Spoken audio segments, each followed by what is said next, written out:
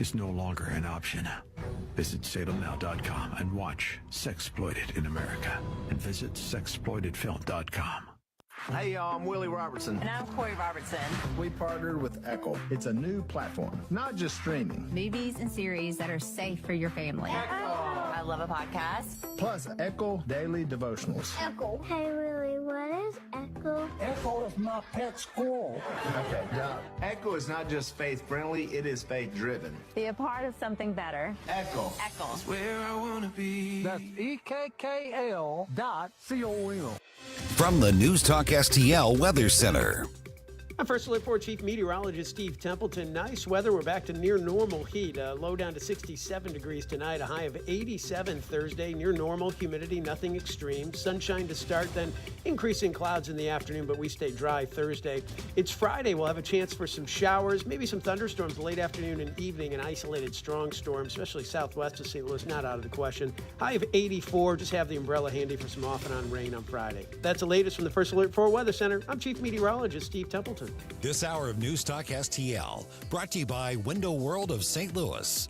For replacement windows, doors, and siding, call 800-GET-WINDOWS. That's 800-GET-WINDOWS. Can you believe politicians nearly doubled state spending since 2019?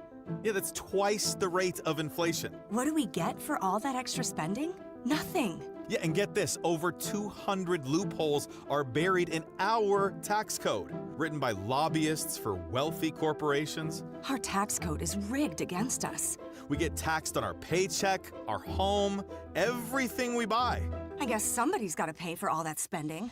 That's why we need Amendment 5. It puts politicians on a leash. Forces them to cut taxes and control spending, whether they like it or not. Amendment 5 closes the loopholes, eliminates income taxes, cuts property taxes, and gives $3,000 a year to average working families. We decide, not the politicians. Amendment 5 is the biggest tax cut in Missouri history. I'm voting yes on Amendment 5. Paid for by Missouri Promise PAC. Mark Ellinger, Treasurer. What makes Stifel different? Financial advisors come first, with the independence to do what's right for clients and the support to build lasting success. That's why Stifel was named #1 overall in employee advisor satisfaction among investment firms by J.D. Power. Stifel, where success meets success. For J.D. Power 2026 award information, visit jdpower.com/awards. Hey, it's Chris Arps. Becky and I recently discovered a restaurant that's quickly become one of our go-to restaurants, Timothy's in Creve Coeur. Led by executive chef Will Mabry, Timothy's serves contemporary American cuisine with a touch of Southern charm. Dishes like pastrami, smoked lamb, and shrimp and grits. My wife absolutely loved the lobster pot pie, and everything we've tried has been incredible. Amazing house-made desserts and over 500 wines to choose from. Enjoy dinner 7 nights a week, plus lunch, brunch, and private events. Timothy's in Creve Coeur at 12710 Olive Boulevard or online at timothysstl.com. All the information I need on the drive to work. Mike Ferguson in the morning. I keep it on throughout the day, whether it's local, national, or something big that's happening overseas. News, analysis, and opinion. St. Louis is #1 for conservative talk. News Talk STL. Tim Jones and Chris Arps in the afternoon. The 9 most terrifying words in the English language are, I'm from the government and I'm here to help. The more you remove voting from Election Day, the more opportunity you're offering for people to commit fraud. Are you not entertained? Are you not entertained? I think the Democrats are so short-sighted in this tactic they have now. They just cheat at any cost to win elections. Nobody stands up. These people are crazy. I'm telling you, they're crazy. What are we doing wrong here? As a former leader in the House, I think you can put your finger on it. It's called leadership. We don't have it. Tim Jones and Chris Arps.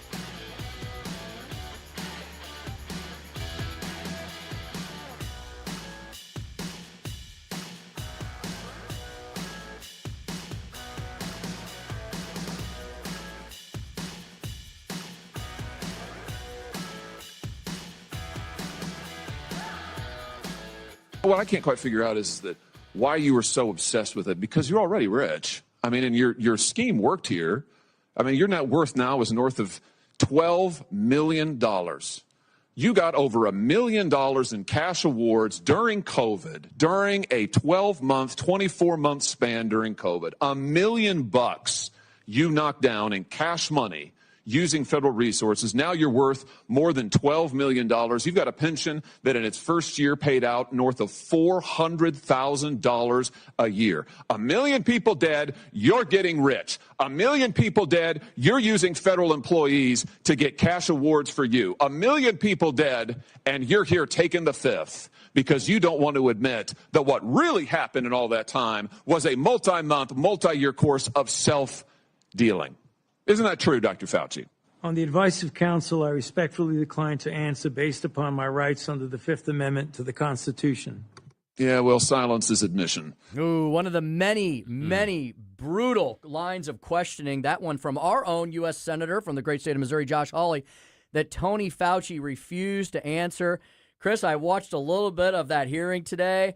Tony Fauci looked like a beaten man.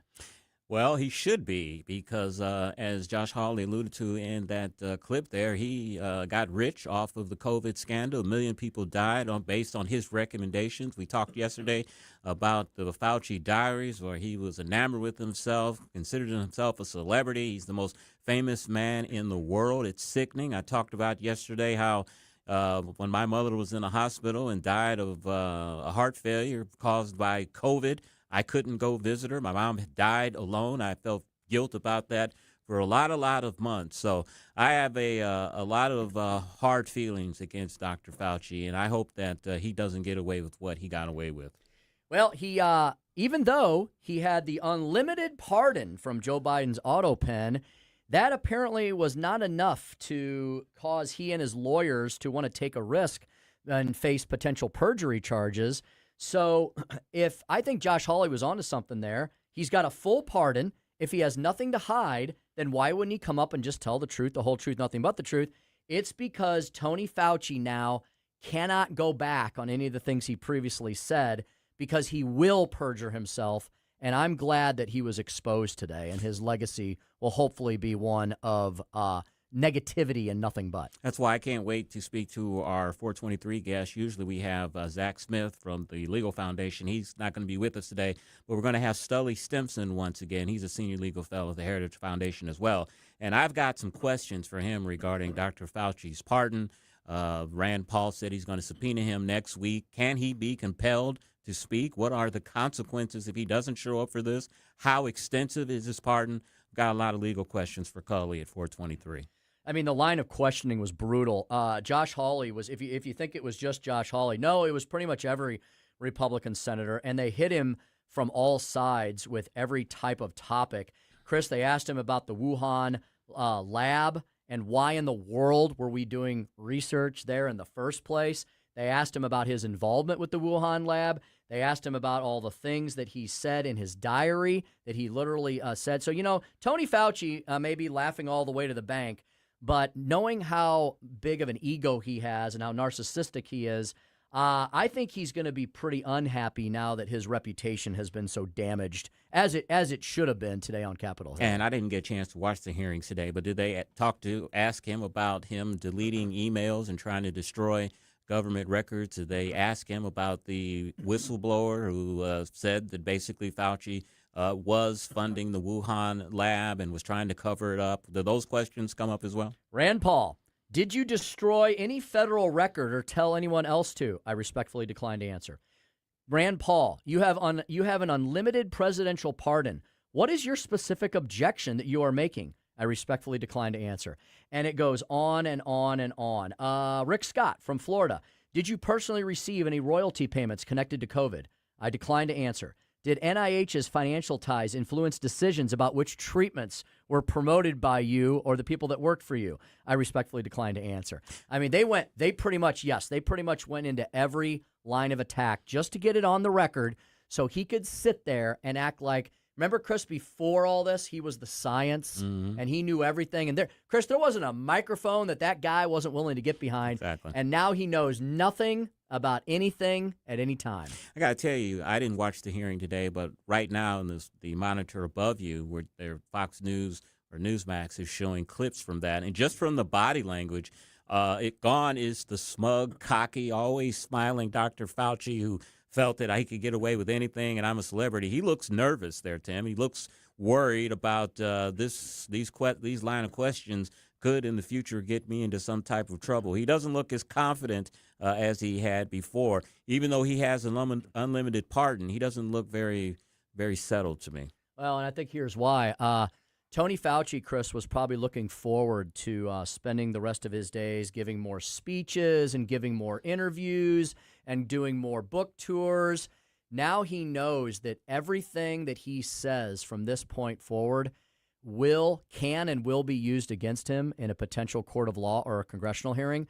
So the only way, Chris, that he's going to get away with all this blood that I firmly believe he has on his hands is if he doesn't say another word about his involvement in the COVID years. I'm saying nothing until the day he dies. Tim, you're an attorney. Kind of run through what happens after this. I know that Rand Paul has said that he's going to subpoena him. I would assume that he's probably not going to show up to the subpoena. I know they could compel him to do that. But what would be the natural next legal steps on getting this guy? So, they had him up there today, and he basically took the fifth on everything. So if Rand Paul wants to subpoena him again for a follow-up hearing and Tony Fauci does not comply, then they could proceed with a motion of contempt of Congress, and they could hold him in contempt of Congress. I'm not sure where you go when someone is declaring their Fifth Amendment rights. What you can do, which is probably not what they want to do, if you grant someone blanket immunity for any future prosecution, that is one way to try to get someone to tell the truth, the whole truth, and nothing but the truth, because you would be using their testimony to perhaps go after something else. Right. So maybe they would offer him that, knowing that he's 80-some-odd years old and they're not going to prosecute him anyway. So maybe there's other folks or other entities or other things, other fact-finding they want to do. And it would be a complete embarrassment for Fauci to finally have to admit that a lot of the stuff he said was false. So they would probably have to offer him – they'd have to go two different ways. They'd have to offer him future blanket immunity on anything to get him to – then you cannot take the fifth, because taking the fifth is a fear of future prosecution. Right. So if you tell someone, I'm giving you immunity from any future prosecution, well, then your right to take the fifth is it's moot. Does he have to accept that? What if they grant him immunity? Does he have to accept that? Because this sounds like a pretty good way to really entrap him if they can get this. Does he have to accept immunity? In a court of law, yes. In a congressional hearing, I don't know the answer to that. I honestly don't know how that operates. The second thing I was going to say that they could possibly argue would be that his taking of the fifth is improper for some other reason. Well, Joe Biden gave you immunity. Yeah, that's what I don't understand. How is he claiming the fifth when he has full immunity? Because he doesn't want to perjure. Or he's been pardoned. Because he doesn't want to perjure himself. And he knows that he has likely perjured himself with his own words. There's stuff in the diary that directly contradicts things that he argued in the past. Now, so Chris, here's the thing about perjury. You can't just take a statement that someone said in the public domain or even in their private letters, and then they have to be under oath. Okay. And then they have to be under oath, and then they have to be under oath again. So it's difficult. Perjury charges, they're difficult, and it's easy to perjure yourself if you don't have the truth and the same consistent story. But it's a very specific line of attack that you have to set up properly in order to bring a proper perjury charge. Seems like the next course of action, and I'm not an attorney, of course, is the underlings under Dr. Fauci. You start giving them some type of immunity so they can blow the whistle on everything that was going on. And, he can still plead the fifth, but those allegations will be out there, and he has to answer them, publicly or before a congressional hearing or something. That's a great point. Or maybe you want to go after this EcoHealth Alliance and the people involved with that, the money people behind all this. So I don't think we've seen the last of the Tony Fauci saga. And yes, as you just brought up, these are excellent questions to ask Cully Stimson about, because we can ask him about, okay, he's got this pardon, but he's taking the fifth. Is that a proper taking of the fifth? Can we somehow obviate that taking of the fifth? Can we move past that? And what happens with perjury? Yeah, we're going to have a nice We're going to have a nice legal discussion with Cully Stimson at 4:25 about Tony Fauci and I think all of us are really, you can hear that we're upset about this because we were told abject lies about where COVID came from, everything about the Wuhan lab, and then everything we were subjected to as a nation, our economy, our children, schools, whether we could continue to work and make a living or not. How about, Chris, how about those trillions of dollars of government spending that caused inflation to go up to 10%? Yeah. A lot of this is traced directly back to Tony Fauci and everything that he and his ilk put us through. And it's very personal because I said, a lot of people couldn't visit their loved ones, dying loved ones in the hospital because of his mandates. You had people that couldn't visit their grandparents or their parents or their grandparents at nursing homes because of all of these regulations. You see what happened with children having to learn at home. You've got kids that never went back into the school system. There's been studies that said because of COVID, we lost 2 years of some of these children's educational growth that they may never get back. I mean, the damage that he has done, you can try to put into some type of numbers, but it's really untold. He created mass chaos and carnage in many ways. And it is hard to explain it in one radio segment, but it was massive indeed. And I think Americans want accountability for it. A bunch of U.S. senators sure did today. And what's kind of surprising, too, is, of course, you're going to have the Democrats on the Senate panel. They're going to be defending him and turning this all into Trump, and this is some vendetta against him by Republicans. But you're not seeing a lot of people in the liberal media or in liberals in general really defending Fauci. Maybe it'll come later, but you're not really seeing them stand up for him like I thought they would. I think a lot of them are embarrassed about what happened, and they were part and parcel of it. So, and the point of all this is not just vengeance and retribution. I know. That's part of it. Yeah, please. But it's also so it never happens again, right? And I'll tell you what, one of the reasons why we're having such a tough time in 2026 convincing people to do anything I was gonna go there. is because of the massive distrust in every single institution in the U.S. right now. Yeah, and that's on the left and the right. All because of one man with his COVID regulations. Because he wanted to be a rock star. Yeah, and the rest of us paid the price for it. All right, we're going to talk about that and more with Cully Stimson at 4:25, Chris's Corner at 4:45. Yeah, guess what, Tim? Democrats now want to be America first. Yes, you looked at me kind of crazy. What now? Yes, I will dive into that at 4:45. I'll make a note of that one. Yeah, very good. 5:07 Speaker stump speech. The show shall go on. And I'm not saying it's over because it's not over till the Germans bomb Pearl Harbor. I've got a little clip there from Animal House too about that. I saw that recently on Facebook. Very fun. I've got the clip from Bluto's speech today. We're going to keep running. We are going to run through the tape, all of us who are supporting Amendments 4 and 5 and all the candidates and all that. The election's not over until next Tuesday night, and everybody needs to go vote and all that. But for those people for those people celebrating early as to what they think might happen, I'm going to talk a little bit about the fact that this is just one battle in the war for economic freedom and liberty in our state. 5:25, Gina Barr. I don't think we've had Gina on, have we? Have we? Joey? No Gina? Gina Barr, new friend of the show, bringing in a new guest today, Republican political consultant and strategist, Black outreach advisor to the RNC. What Republicans need to do to appeal to African Americans and women. And we're going to talk about the fact that, Americans don't want democratic socialism. All that at 5:25. Renee Artman joining us at 5:45, chair of the Republican Central Committee in St. Louis County. Early voting is underway. Did you know that? We're going to talk to Renee about that and more. And Chris, you're all dressed up today. You and I, we both have events tonight. I'm on the telephone, which is why I'm wearing a T-shirt.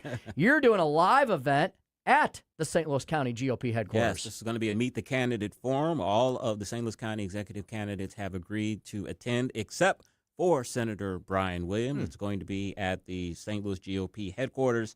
That is at 794 Gravois Bluff Road there in Fenton. I'm looking forward to this. It's going to be a good, lively debate. Brian Williams said that he can't attend, Tim, because he has prior commitments in North County. He knows how important it is to get the vote out in North County.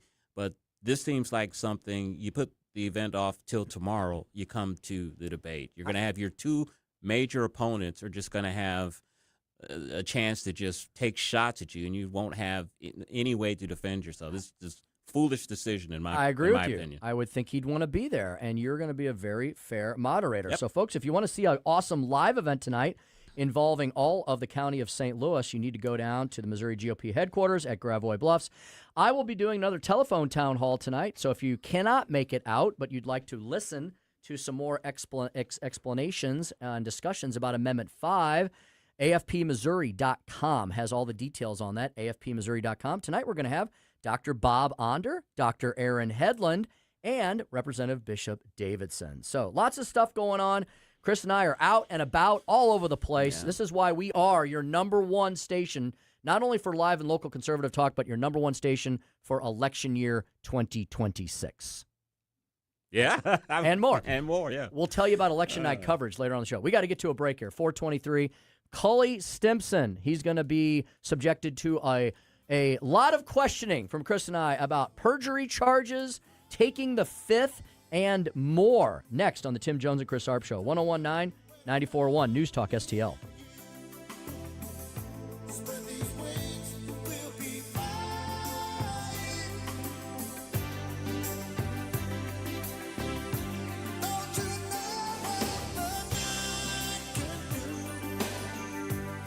Like us on Facebook at News Talk STL.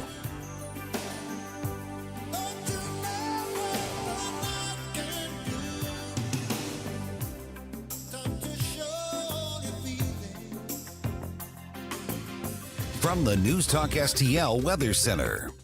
I'm First Alert 4 Chief Meteorologist Steve Templeton. Nice weather. We're back to near normal heat. Low down to 67 degrees tonight. A high of 87 Thursday. Near normal humidity, nothing extreme. Sunshine to start, then increasing clouds in the afternoon, but we stay dry Thursday. It's Friday. We'll have a chance for some showers, maybe some thunderstorms late afternoon and evening. An isolated strong storm, especially southwest of St. Louis, not out of the question. High of 84. Just have the umbrella handy for some off and on rain on Friday. That's the latest from the First Alert 4 Weather Center. I'm Chief Meteorologist Steve Templeton. If you find yourself feeling out of place in the world, it's comforting to know conservative values haven't been abandoned everywhere. The far left wants to destroy conservative values in America. This is News Talk STL. Welcome home.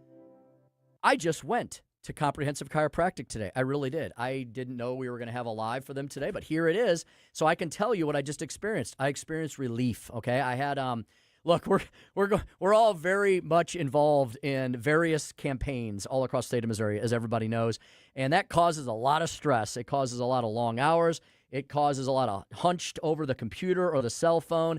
We're not getting the exercise we usually do. We're not stretching out like we usually do. We're not as mobile as we usually are. So thank goodness I went to Comprehensive Chiropractic today. I had this pulled something like up in my upper neck trap muscle area. And that's gone, thank God, because I could not hardly move this morning. Dr. Fader he worked on me for a while. He put me right back into shape. And then I've got this, it's like an IT band issue on like your hip, where your hip just gets kind of tight.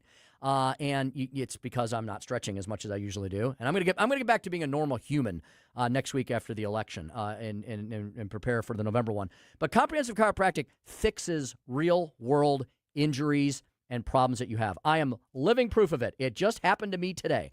So if you've got injuries of any sort, whether they're due to stress or whether they're due to lifestyle or whether they're due to an accident or an injury, they can address and fix and repair all of them. They've also got ways to get in shape and stay in shape. They got personal trainers. They've got Pilates and yoga classes and more at their studio, which is right upstairs on their second floor. They've got licensed massage therapists, and they can help you with your supplement needs as well. They can help you with your nutrition. It is a one-stop holistic shop. I can't recommend them enough. See chiropractic.com on the internet. See chiropractic.com. Comprehensive Chiropractic for all your comprehensive healthcare needs. When Donald Trump needs conservative votes to help pass his agenda for Missouri, Representative Tricia Burns never answers the call. Tricia Burns has missed 370 votes. Burns is bucking President Trump's priorities. Burns did not vote to stop DEI initiatives, prevent China from owning Missouri land, defund Planned Parenthood, and Burns did not vote to ban boys from girls' sports. Tricia Burns, not showing up for Missouri and President Trump. Instead, Trisha Burns spends her time pulling pranks on the Suicide Prevention Hotline. Yes, you heard that right. Trisha Burns lied to the police and staged a fake suicide emergency. She sent a series of messages to the hotline and said she, quote, had a gun to her head, end quote. When she got caught, she said there'd be no consequences because she's a politician. By August 4th, vote to show Trisha Burns that there are consequences to being bad at your job. Cut the Bullpack paid for and is responsible for the content of this advertising. Not authorized by any candidate or candidate committee. Hey, it's Vic Porcelli. We're sitting here with our great friend, Chris Cooper. Hi, Chris. What's going on, Vic? How are you? I hear you wrote another book. This one's an e-book. Is that right? The Business Owner's Playbook for Financial Clarity. So it is a great book for entrepreneurs, a very short guide. Give people, business owners, the ability to understand key questions that are important, such as succession planning, legacy planning, getting the IRS out of our pockets, right? Because do you like paying taxes? I do not. I don't think anybody likes paying taxes, right? That just makes sense. And then always talking about protection. And then the other thing from a business owner perspective, what is the biggest asset a business owner has? Probably their business itself, right? We need to make sure we understand what the value of that business is as well. So this new book, I'm sure, is incredibly expensive, right? How much? No, it's a free resource. Oh, it's free. We provide guidance, we provide education because we want to make sure people feel educated and understanding because sometimes you don't know what questions to ask, and we need to make sure we help arm people with information to ask the right question. Reach out to Chris and Stacy today at SerenityWealthNow.com. Investment advice offered through Fortis Capital Advisors, LLC. This hour of Jones and Arps is brought to you by Stifel. Contact your Stifel financial advisor at stifel.com. That's STIFEL.com.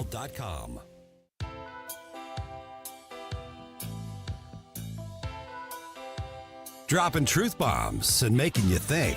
It's the Tim Jones and Chris Arps Show. I said, sit quietly. You are not recognized. Another word and you're gone. So, Mr. Chairman, I'd like to hear what the attorney has to say. This testimony is from Anthony Fauci. This is not a game with his lawyers. In fact, the attorney was told not to sit at the table, and he's not obeying that recommendation. There's a row behind you, sir. That's where you were told to sit, and you're not. Look, this is the way Anthony Fauci wants to be remembered, for a lawyer not listening to the rules.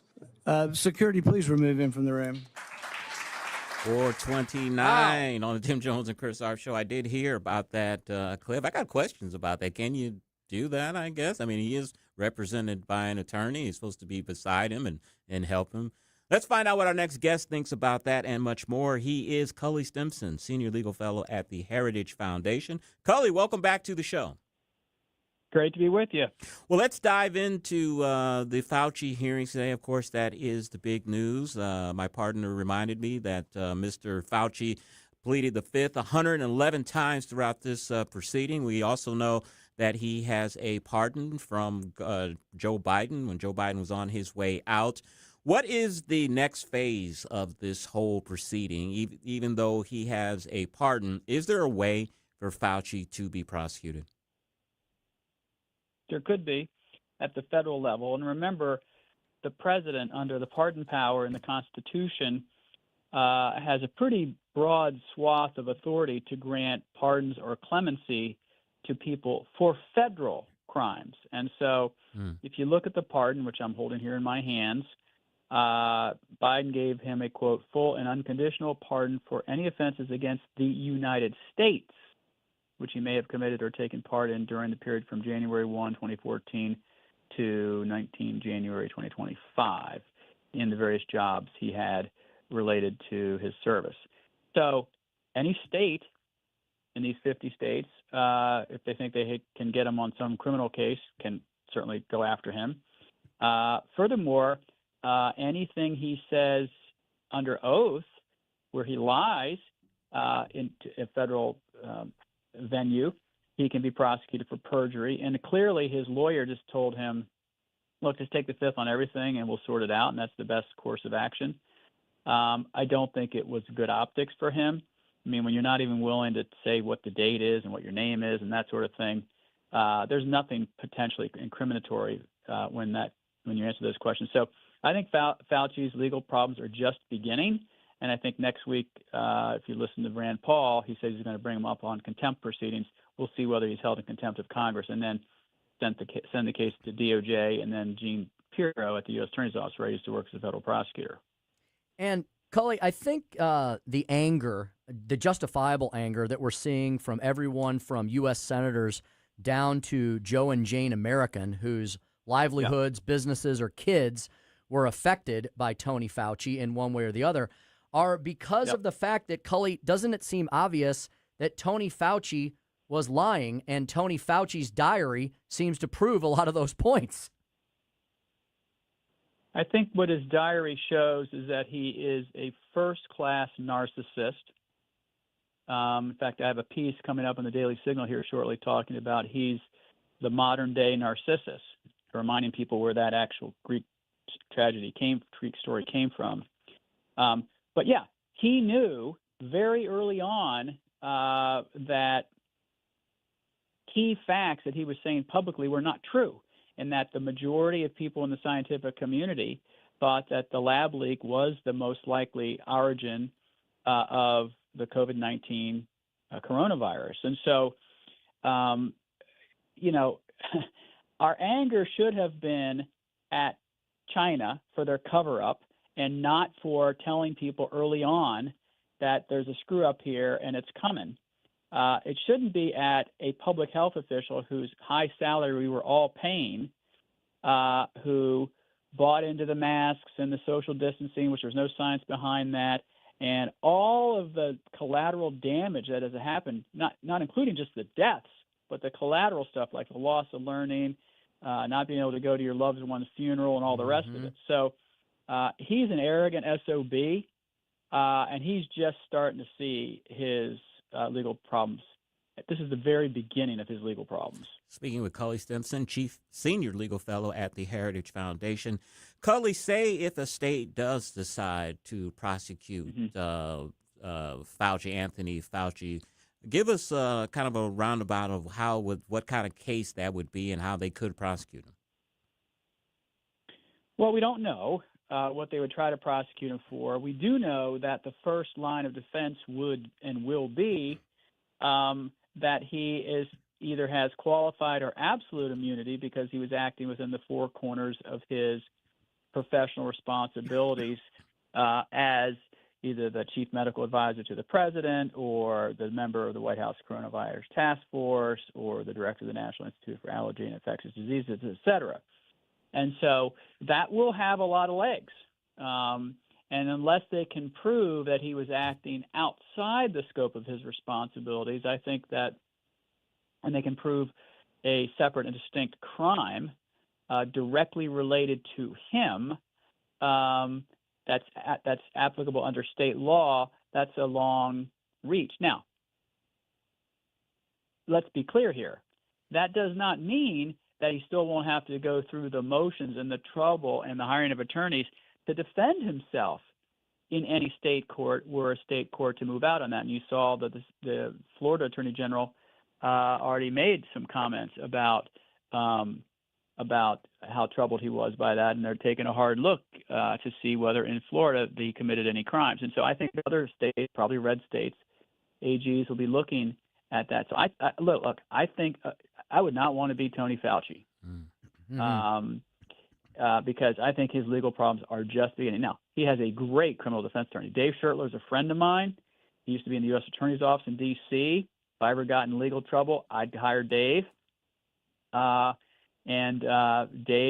it was all part of the charade and performance today for Dave to sit next to him. He knew he was going to get the boot. Cully, would you explain to our audience the basic elements of a perjury charge, and is that why Tony Fauci most likely took the Fifth Amendment today? Because even though he had this blanket pardon from Joe Biden as to any federal offenses from a certain point backwards, he could very well, because of the release of the diary and some other writings that come out, he could have very well and very easily perjured himself today, right? And that's probably why he took the Fifth. One of the many reasons. Yeah. So let's erase from our vocabulary the word blanket pardon, because number one, it's time bound. It's between January 1, 2014 and January 19, 2025. And two, it's only cabined as to any actions he may have taken part in arising from or related to his service in the jobs he held. That's it. So it's not a blanket. It's cabined, time-bound, and subject matter-bound. But secondly, yeah, everyone has a Fifth Amendment right not to provide testimony or words that could potentially incriminate him. So any lawyer worth her salt is just going to say, look, Tony, just take the Fifth. The two statutes at play are 18 U.S.C. 1001, which is the standard perjury statute, or 18 U.S.C. 1621, which relates to testimony before a federal body. But either one he's worried about. But I mean, if you ask somebody how old you are, or are you wearing a tie and you're wearing one, or what's the color of the carpet, or what's today's date, even if you say it's a blue tie and it's red, you actually red, it's not a material fact. And so no prosecutor is going to move out on that crime. And so I think out of an abundance of caution, he pled the Fifth on everything. I think that was dumb. The optics were horrible for him, but it was the best thing they could come up with given the fact that his diary, which shows the real Tony, is out there.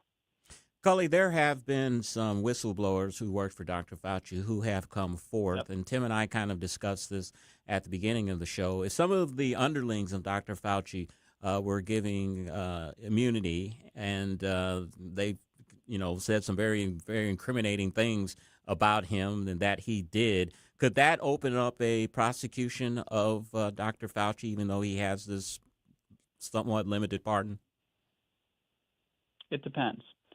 Facts are stubborn things, and facts drive prosecutions or prevent prosecutions when there's a lack of relevant material facts as to each and every element of a crime alleged. So hypothetically, it's possible that some of these people will roll over on Fauci and provide information that could potentially be argued by DOJ is not covered by this discrete pardon.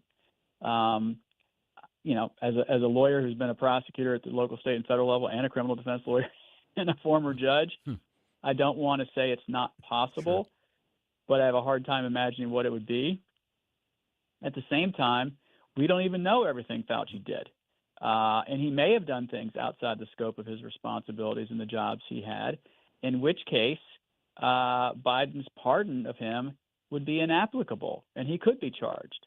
So it's too early to tell, and that's why I keep saying I wouldn't want to be Tony, because his legal problems are just beginning. Cully, there's been a lot of fireworks up on Capitol Hill over the last few weeks, and you wrote a recent article published at dailysignal.com about one of them. Matthew Spalding tutors Congress on how the Smithsonian has attacked our history.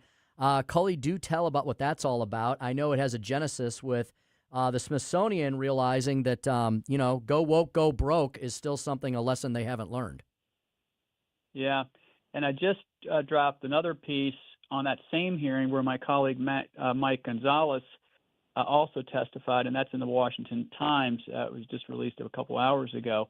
But look, Matt and Mike make the point that instead of the leadership at the Smithsonian honoring their mission and the mission of the Smithsonian in the first place, and telling history chronologically, honestly, truthfully, with all the warts and all the beauty and things we overcame as a country, i.e. slavery, and telling the full story, they have told and reframed, that's their word, the narrative in a oppressor versus oppressed narrative in a way that makes you come out of the museum hating this country or thinking, our history is nasty or dirty or forever stained by slavery. And so, the reason I wrote about Matt and Mike's written and oral testimony is because people need to understand what our tax-funded Smithsonian has done and what the leadership have done to pervert the history there. So I think sunlight's a great disinfectant, and I think putting a Krieg light on what she and her underlings have done to our museum, it's not hers, has to be talked about. Cully, we know that there's a lot of division in our country right now, and it seems that there is division on the Supreme Court. It's not the cordial relationship that it has been for many, many years, and because most of that is because of Ketanji Brown Jackson and Sotomayor. But last week, Supreme Court Justice Elena Kagan rejected the notion that the High Court is a quote-unquote rubber stamp for the Trump administration. Just want to get your thoughts on that. She's right. It's not. Not even close. If you're paying even mild attention to the rulings from the court in the past 5 or 6 years, what really is going on is a dialogue between 6 conservative justices, and there are 6 conservative justices on the Supreme Court and 3 liberals. And in many cases, this court has ruled against the executive. Doesn't matter whether it was Biden and the student loan disaster, or even before that, Obama in the Clean Power program, West Virginia versus EPA, or Trump in tariffs. The court has ruled against the executive when they think, as a constitutional matter, there's been executive overreach. And so I applaud not only Justice Kagan but Justice Barrett for testifying a few weeks ago, because they were on the Budget Committee of the Supreme Court. The chief assigned them to the Budget Committee, talking about security that Supreme Court justices need, a mere $14 million. That's a pittance compared to the federal budget we have. But also Justice Kagan for standing out and saying the truth, which is they're not a rubber stamp for the Trump or any administration. And that's Cully Stimson. He is a senior legal fellow at the Heritage Foundation, heritage.org, and on X, Cully Stimson. Cully, thank you so much for filling in for Zach, and have a great weekend and week. Great to be with you. Thanks. Thank you. 444, Chris's Corner. Democrats now want to be America first, Tim. And if I could take a picture of your face when I said that, it's priceless. Should I send him my Freedom T-shirt? I don't think they're that far yet, but we'll see. We'll dive into that next on 101.9 94.1 News Talk STL. Like us on Facebook at News Talk STL.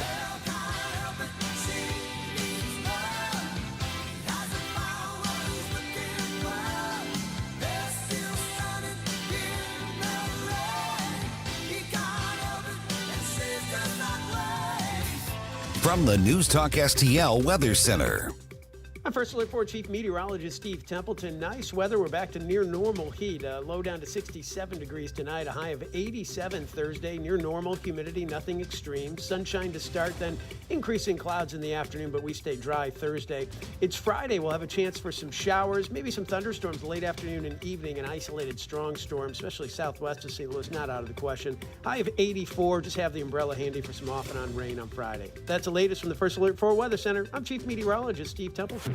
And then the media. 101.9 and 94.1. They lying about what's going on in America. They lying about it. News Talk STL. Becky and I have discovered a restaurant that has become one of our go-to restaurants. And I'm taking my pal Jamie Allman to the restaurant on Friday. It is Timothy's in Creve Coeur.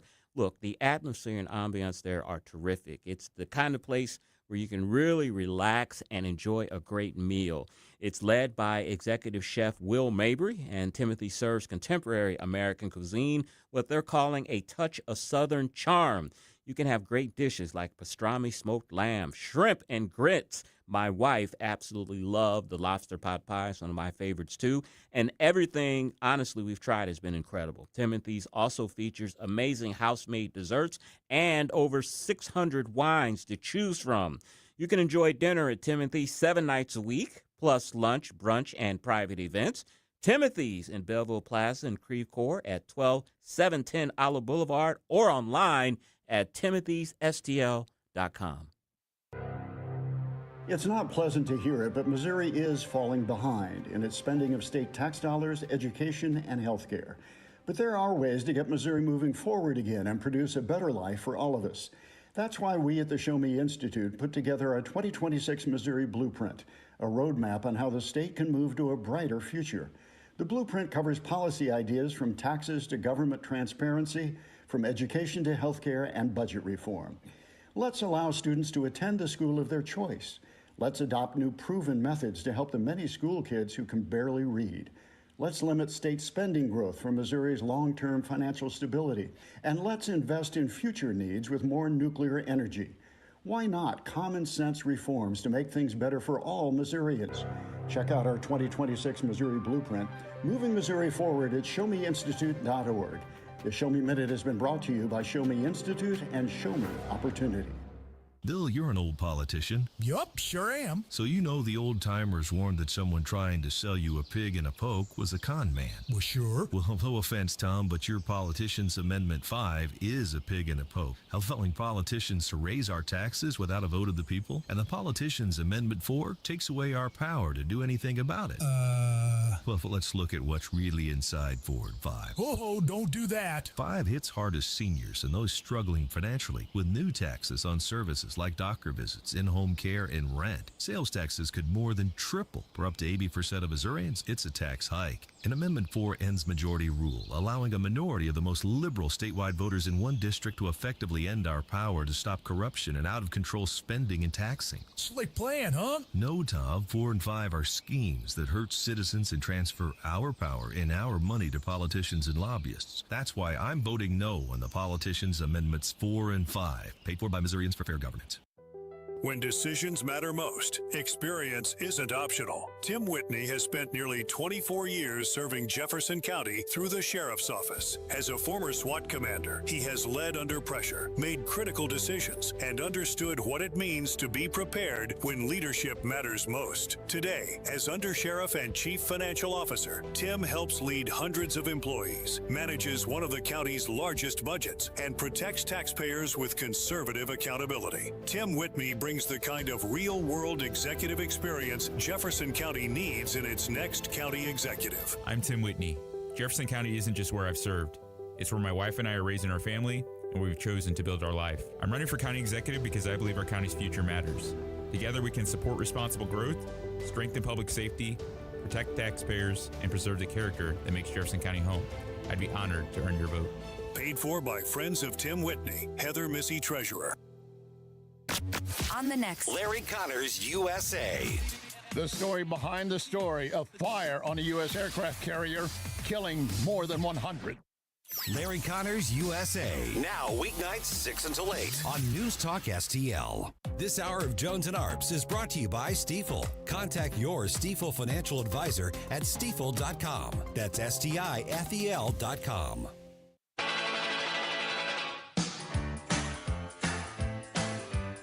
Follow Chris Arps on Twitter at Chris_Arps. Mr. Speaker, another war in the Middle East is not America first. That is why Congressman Massey and I will introduce a bipartisan Iran war powers resolution. America first means Congress first on matters of war and peace. There is no doubt the Iranian regime is brutal in killing protesters and murdering their own people. But an American war will only inflame nationalism and will not prevent them from getting the bomb. We need a better approach. We need to focus on our country's economic development. Chris.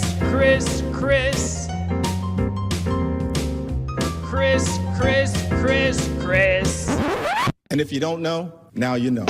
And now, Chris's Corner. For nearly a decade, Democrats treated the phrase America First as if it were radioactive. They called it isolationist. They called it nationalist. They said it represented everything that was wrong with Donald Trump's foreign policy. Now, suddenly, they're using it themselves. Michigan Democratic Senate candidate Abdul El-Sayed, after campaigning with Bernie Sanders and Alexandria Ocasio-Cortez, recently told Axios, "I'm the most America First candidate in the country," proudly. He went on to explain what he meant. When you keep our money here rather than sending it to some other country's war machine, that's America First. Think about that. This is the same progressive movement that spent years attacking Donald Trump for putting America first. Now they're claiming the slogan as their own. California Congressman Ro Khanna, who you just heard, who is considering a run for president in 2028, has embraced the phrase as well. When introducing legislation on energy, Khanna declared it was time to put America first. And when discussing the conflict in the Middle East, he argued another war in the Middle East is not America first.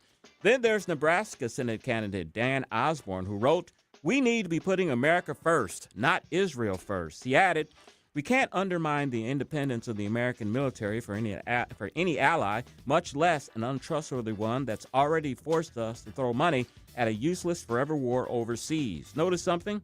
They're not embracing Donald Trump's definition of America first. They're redefining it.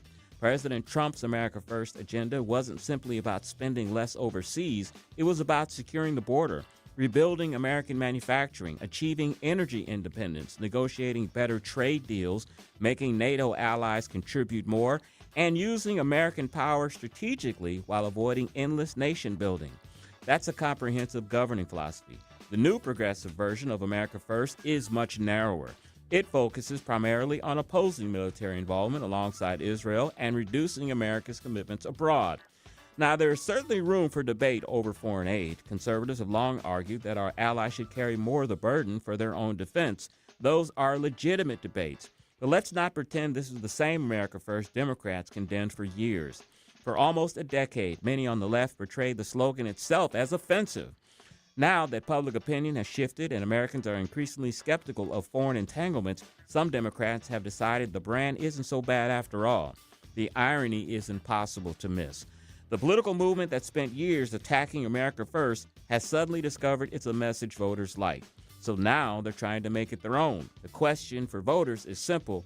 If America First was supposedly so dangerous yesterday, why are so many Democrats proudly calling themselves America First today? And that is Chris's Corner, and I ask you to follow me on X at Chris_Arps and on Facebook at Christopher Arps Politics. Yeah, it's just sad, right? Because today's Democratic Party, they don't seem to have an agenda. They just kind of destroy America's their agenda. Yeah, and they whipsaw into whatever talking point they need, right? Like this one, right?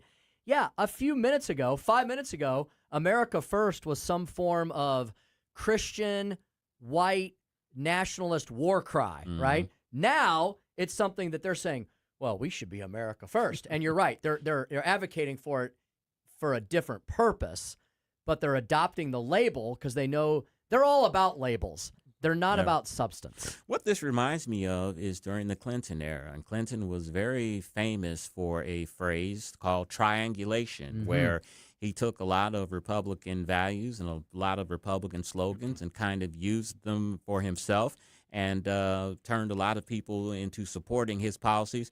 I think we're seeing here, Tim, from 1990s to the 2020s, I think the Democrats are trying another brand of triangulation here.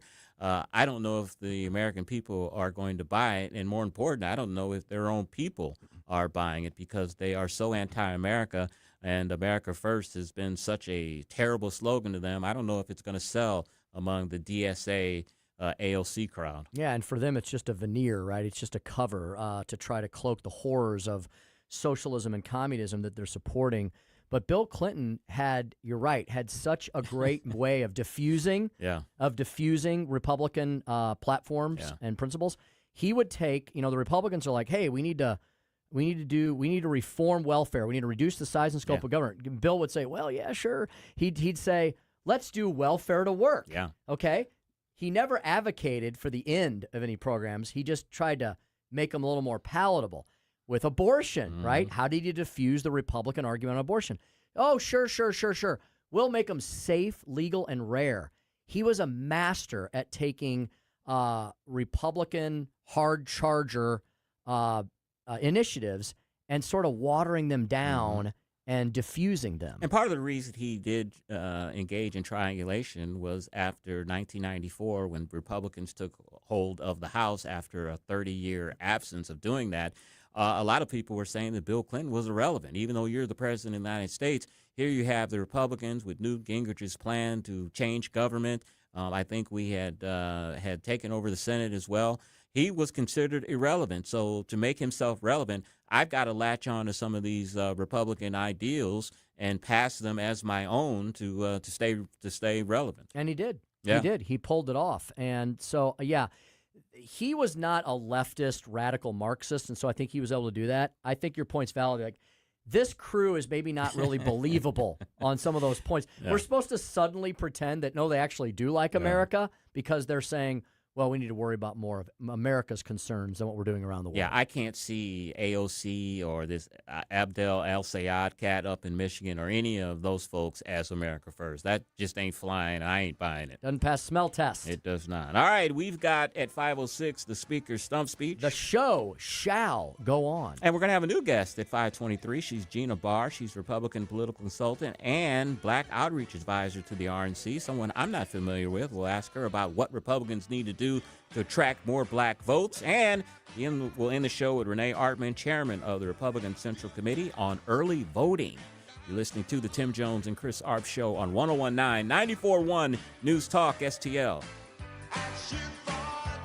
The radical left let crime and drugs pour into our nation, and they let biological men into girls' sports. But here in Missouri, if there's a problem, we fix it. That's why Ann Wagner's fixing the mess the radical left made and delivering for us. Wagner voted to ban biological men from competing in girls' sports. And she voted to fund the police and provide more resources for Border Patrol agents, keeping our families, communities, and children safe. And Ann Wagner didn't stop there. In Congress, Wagner passed the largest working-class tax cut in American history, kept big government out of our business, protected our way of life, and ensured our communities remain safe. That's why Ann Wagner's endorsed by the Missouri Farm Bureau and Missouri Fraternal Order of Police. Vote Ann Wagner for Congress on August 4th. I'm Ann Wagner, and I approve this message. Paid for by Ann Wagner for Congress. Have you heard those ads claiming Amendment 4 stops conservative amendments? That's not true.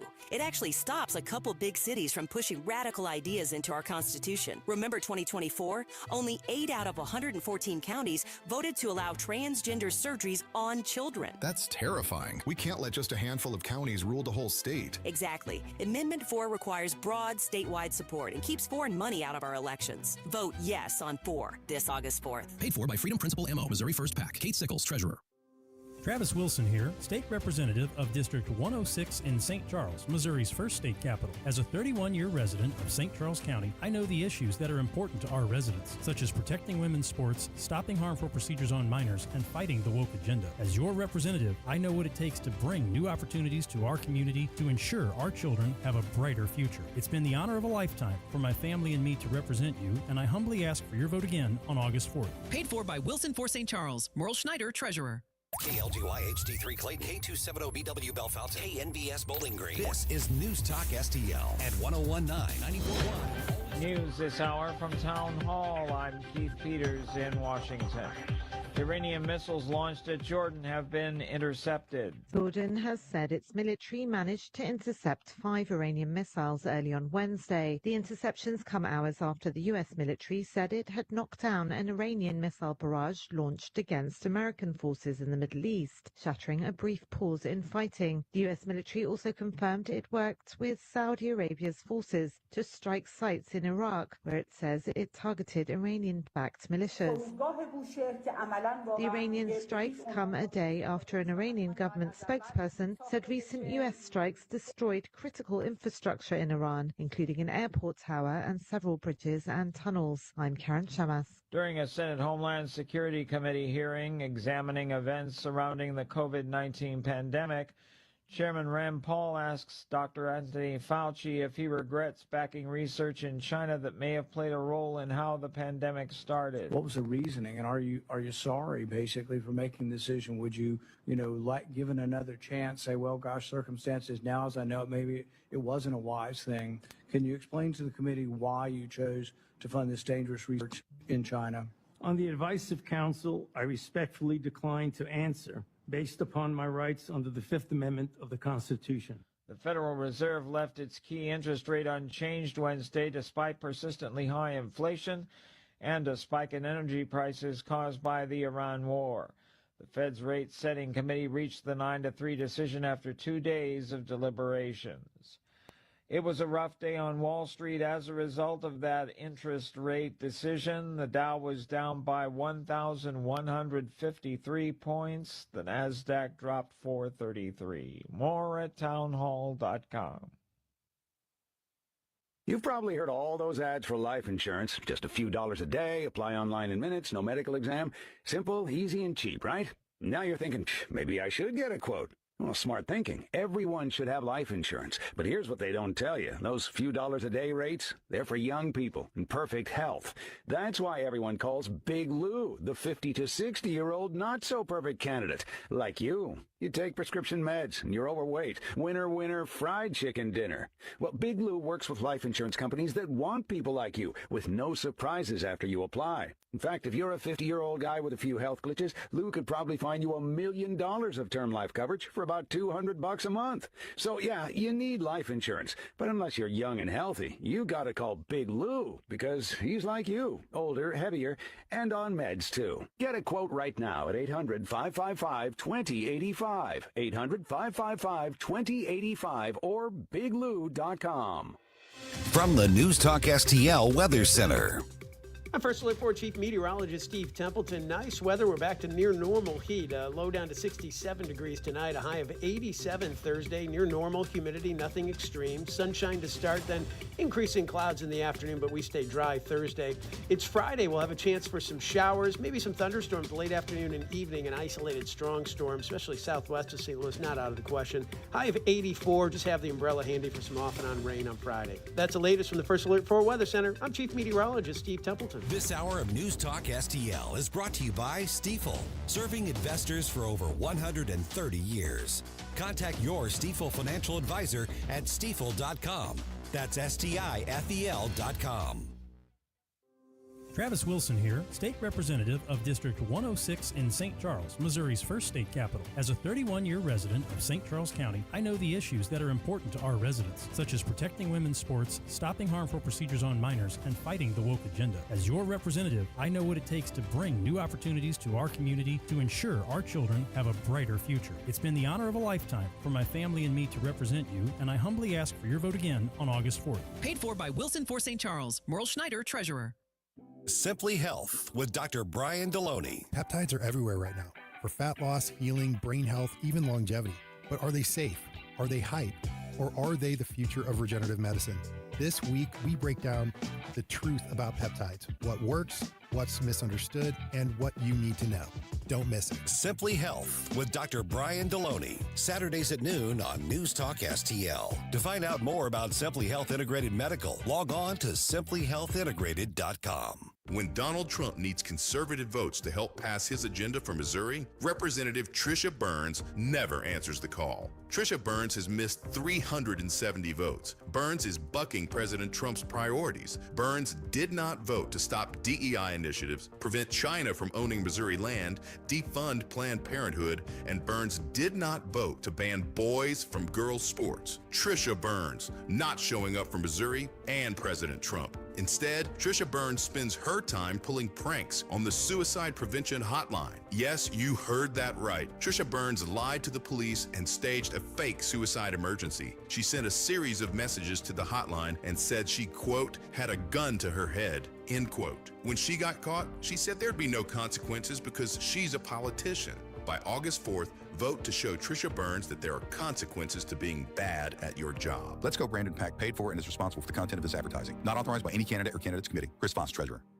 The news and talk. As you know, the war with Iran is responsible for a big increase in gas prices. That matters to St. Louis. Congress has held multiple public hearings on UAP, which is a dramatic shift towards transparency. This is 101.9 and 94.1 News Talk STL. Tim Jones and Chris Arps in the afternoon. The 9 most terrifying words in the English language are, I'm from the government and I'm here to help. The more you remove voting from Election Day, the more opportunity you're offering for people to commit fraud. Are you not entertained?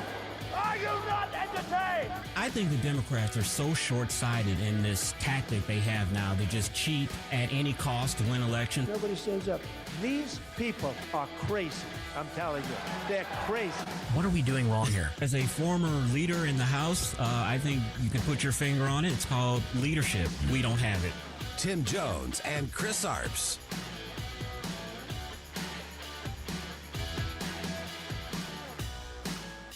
But you know what? I would argue the biggest red flag that Democrats have, the biggest red flag, look at this. It's apathy, not believing that Democrats can change anything. Because the impacts of Democratic policies on your cost of living, only 41% say help, hurt, or wouldn't change it. The clear majority, nearly 3 in 5, 59%. So, look, these are all the red flags. If, in fact, Democrats can't take back control of either the House and or the Senate, and if Trump can stop them, this is what's going on. That is not the narrative that Democrats wanted at this point in time from Harry Enton's CNN. Welcome back to the Tim Jones and Chris Arps Show, 101.9, 94.1 News Talk STL. Chris, it still could happen, right? We know that. Historically, midterm elections for the party not in power, not usually good for them. But as Harry Enton's pointing out, the Democrats are trying really hard to defy history in the wrong way for them. I mean, you look at the polling on the two parties, the Democrats are only a few percentage points ahead of Republicans. They're both rated very low. We talked about this yesterday. Going into the midterm elections, the Democrats are $2 million in debt and have put their headquarters up for collateral to get a $15 million loan. The DNC is asking their vendors to not send them the bills until after the primary. So you would think that they would have all the and not to mention all of these fringe left-wing candidates that they are endorsing, that many of their mainstream candidates are going to have to defend themselves on, do you support these policies? This is one of these situations where I'm sure Democratic leaders are just pulling their hair out, because they should be measuring the drapes in Congress right now and putting together their governing agenda for 2027, and it's just not happening. Indeed. And look, with a, 2-seat majority or whatever in the House could easily flip.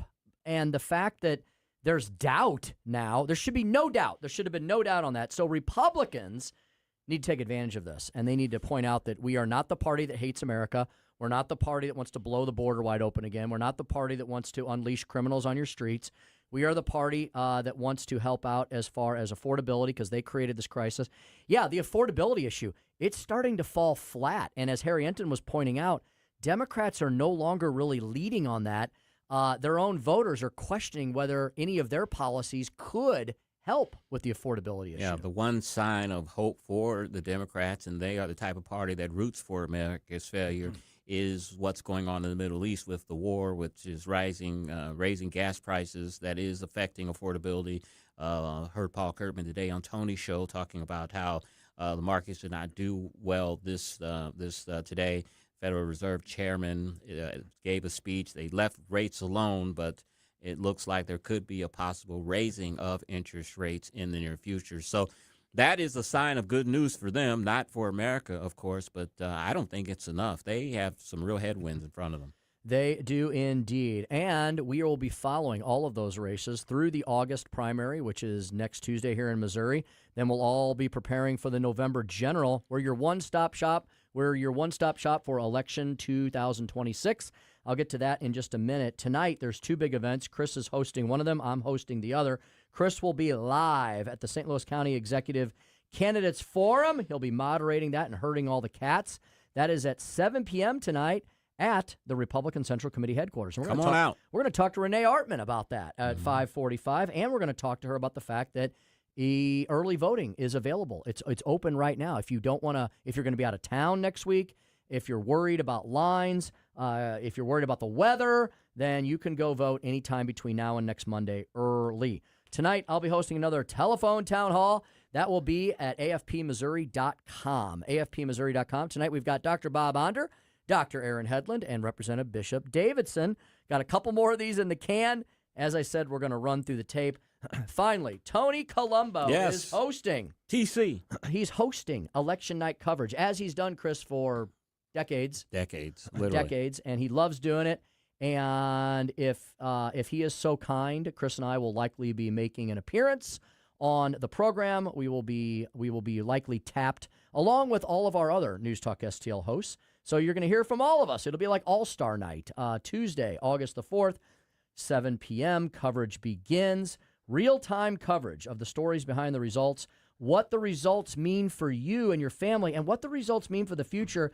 Because, folks, no election in America, thank God, is the last election. We always have another election, and we're going to be preparing for November as soon as August is in the can. And we'll be talking pretty soon about the next legislative session, which will be beginning in January. We've got Gina Barr coming up at 5:25, Black Outreach Advisor to the RNC. And right now, we've got today's Speaker's Stump Speech. Listen to me, listen to me. I'm very consistent. I'm a very stable genius. It's time for the Speaker's Stump Speech, sponsored by Hanson's Tree Service at hansonstree.com. Well, what the hell is supposed to do, you moron? War's over, man. Wormer dropped the big one. What? Over? Did you say over? Nothing is over until we decide it is. Was it over when the Germans bombed Pearl Harbor? Hell no! German? Forget it, he's rolling. And it ain't over now. Because when the going gets tough,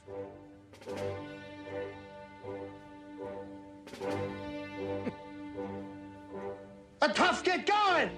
Who's with me? Let's go! Come on! Let's do it. Let's go!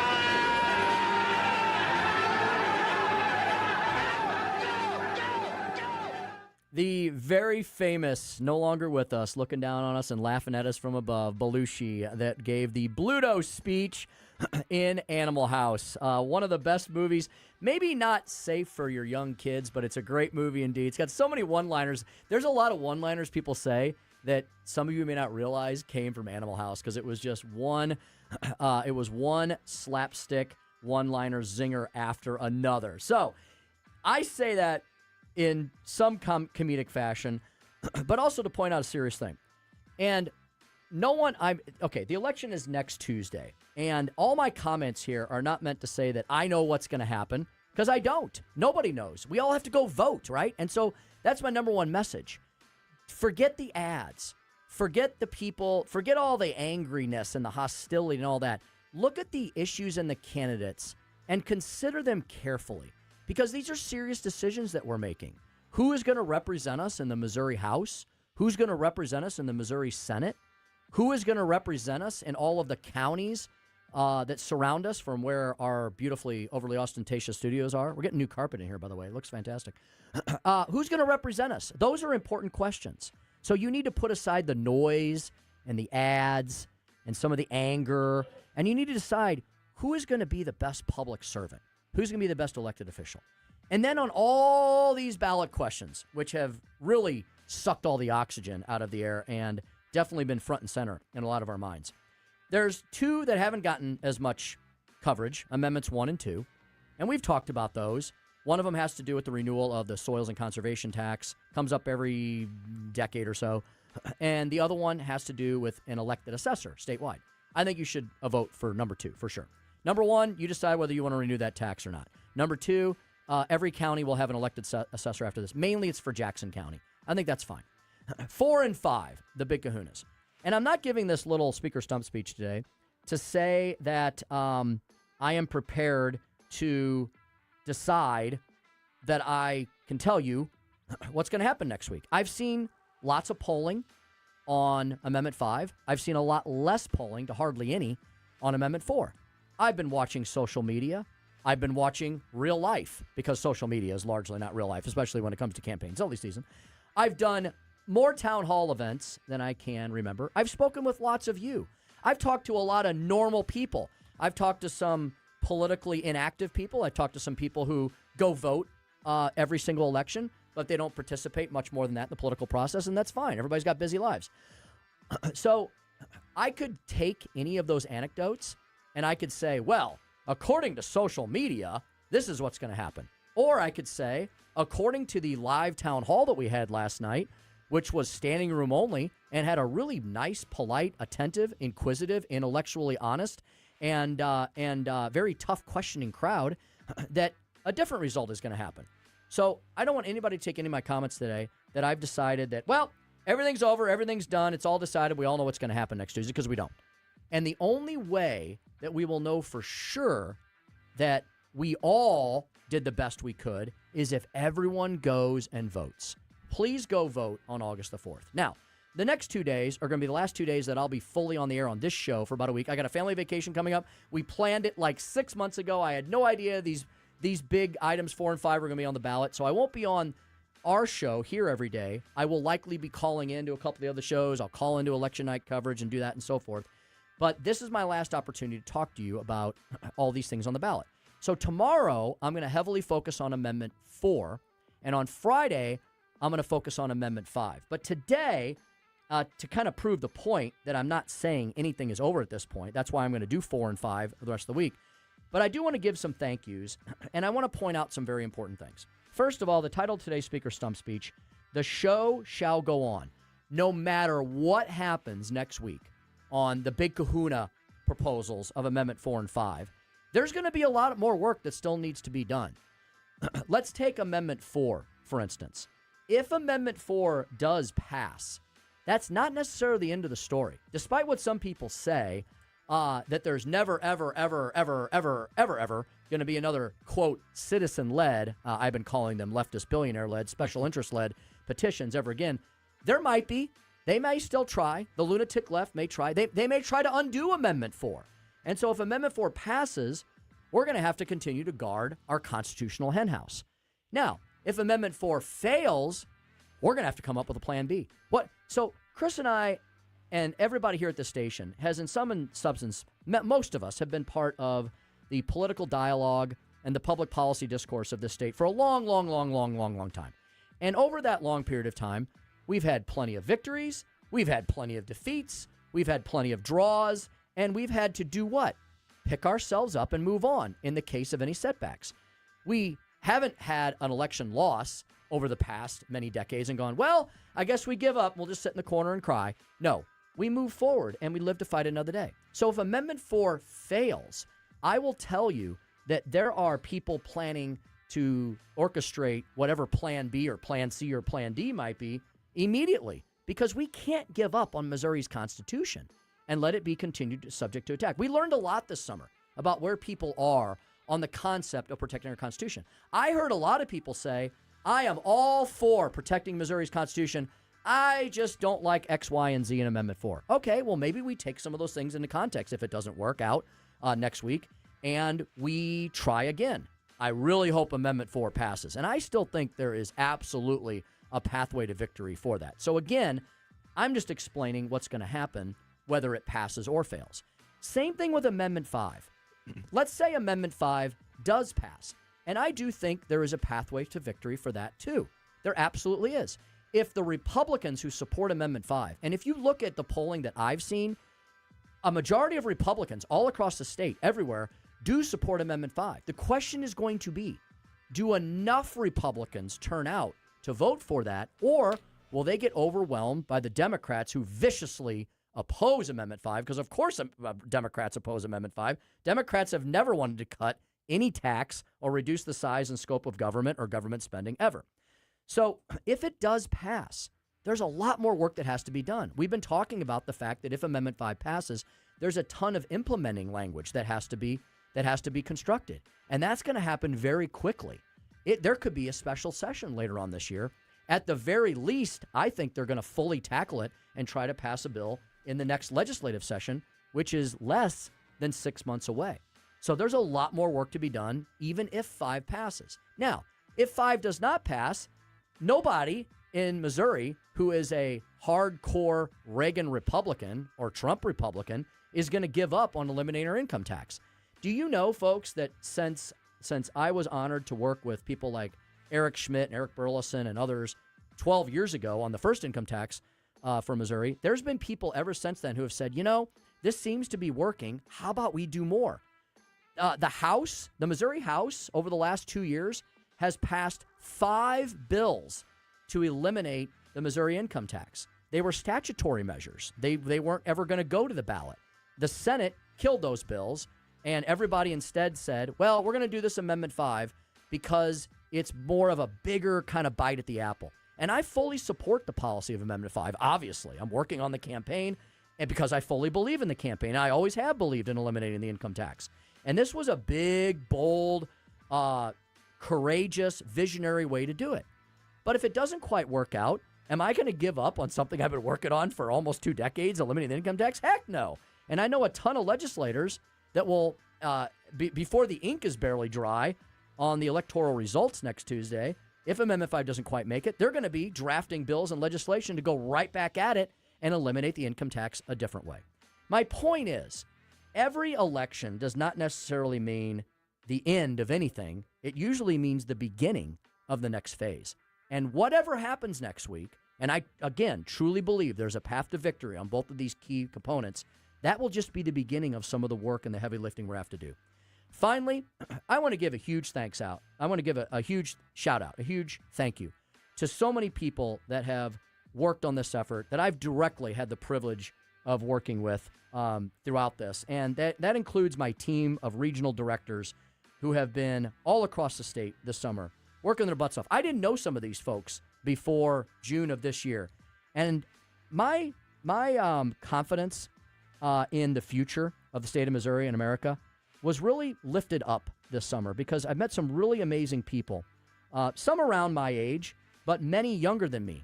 And for those who are worried about the next generation, you don't have to worry as much. I'm just going to read their names out really quickly here. Worked very closely with Byron Keelan and Dennis Ganal here in the St. Louis region, and they also worked across the state as well. And then our field directors, Mason Anderson down in Southwest Missouri. Great guy. He's a National Guardsman, works in the hospice industry. He's a wonderful Christian human being. My good friend Frank Catanzaro. I rode Frank like a rented mule this summer, and I think he absolutely loved it. No, he's a good friend. He's a good dude. Vinny Clubb down in Southeast Missouri. Vinny's a good old boy. He's in the ag industry. He's like Mr. Southeast Missouri. He's been a real pleasure. Of course, I've gotten to work very closely with Representative Bishop Davidson, Representative Ben Keithley, State Senator Nick Schroer, and all the other members of the Freedom Caucus. Tom Estes, Chief of Staff to Rick Bratton, who I think is going to be the next congressman from Missouri. Tom worked on my team. Ron Freeman, former NFL superstar, Kansas City guy, great American. Really got to know Ron really well. He's a great motivational speaker. He's been working hard over in Kansas City. Chandler Haynes, who's the political director with the Republican Party. He's been wonderful to work with. Gary Hollis and Camelia Peterson with Americans for Prosperity. Harrison Lang, bright young man. He's like 22, 23 years old, PhD in ethics candidate. Brilliant young guy. Really got a huge future ahead of him. My good old friend Jacob Scott. He used to be chief of staff to Bill Eigel. Then he's in the private sector now. He was able to take on some extra work this summer. Got to work with Jacob. Chase Spears. Chase is one of my favorite guys. Northwest Missouri. He's he was in the service for over 20 years. Retired major in the U.S. Army. He was up for promotion to colonel, and he said, I'm going to go in the private sector now and chart my own course. He's with the Herzog Foundation. He was on my team. And Uriah Stark, great legislative assistant in Jefferson City, works for Mitch Boggs, who's a really great rep from Southwest Missouri. And finally, my buddy Chris Arps, my co-host Me? here. Yes, you. He's been working alongside as well, making the case that eliminating the income tax, providing property tax relief, modernizing our tax code is really forward-thinking for Missouri. And it's something that I think we all think Missouri needs to do if we're going to grow our state into the future. So thank you all, you ladies and gentlemen, and so many others. I probably could go on and on, but I'm completely out of time today. It's been an incredible experience, and no matter what happens, I was proud to work on both Amendments 5 and 4 throughout this entire election season. I hope for all the people I mentioned and all the hard work they have put in, and for all of our military servicemen and women working around the globe right now to protect these rights and privileges, that you go and vote on Tuesday, August the 4th. And that's the Speaker's stump speech for today. Thank you, Tim. You also want to tell the audience, our haters, that we are not boomers? Yeah, Chris and I are not boomers. We're not that old. Does that make us wiser if we're boomers or not? I'm confused about why it's okay now for people who claim to be on our side of the political spectrum. It's okay to attack people's ages. Yeah, that's the biggest insult in the world now, apparently, is to be called a boomer. Or in my case, Chris, they call me short. Right. Well, yeah. Hey, I looked this up the other day. I just want to point this out. You know how tall Conor McGregor is? Oh. 5'8". Ah, that's the average height of most men, actually, 5'8". I think you and I are right around that level as well. So, if you want to tangle with a couple of Conor McGregor lookalikes, just keep calling us short. Yeah, there you go. All right, we've got Gina Barr up next. We're going to talk about the Democrat Socialists of America and how they don't appeal to black Americans or much of any Americans these days, but the Democratic Party seems to be willing to go off the cliff. We're going to ask her about all that. She's with the RNC, Tim Jones and Chris Arp Show, 1019 94.1 News Talk STL. Like and subscribe to us on Rumble. News Talk STL.